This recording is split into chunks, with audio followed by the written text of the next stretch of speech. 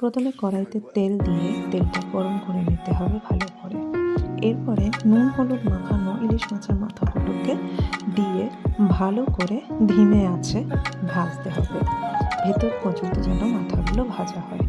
এরপরে মাথাগুলো ভাজা হয়ে গেলে এর মধ্যেই কেটে রাখা গাঁঠি কচু ও আলু দিয়ে ভালো করে ভাজা করতে হবে, ভালো করে নাড়তে করতে হবে। এরপরে 4 থেকে 5টা চেরা কাঁচা লঙ্কা এর মধ্যে দিয়ে তারপরে পরিমাণ মতো নুন হলুদ দিয়ে নেড়ে নিতে হবে।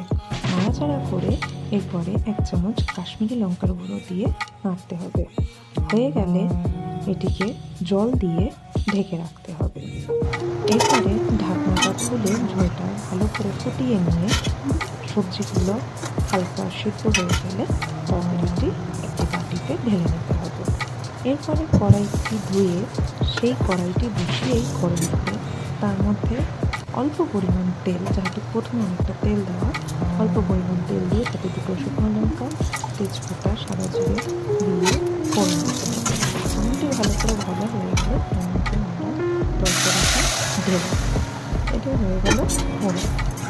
এরপর ভালো করে নেড়ে চেড়ে এর মধ্যে সামান্য পরিমাণ চিনি দিয়ে এবং জিরে ও ধনে ভাজা সেটি পুরো 1 চামচ দিয়ে দিতে হবে। এটি হচ্ছে আমাদের তরকারি ইউএসপি।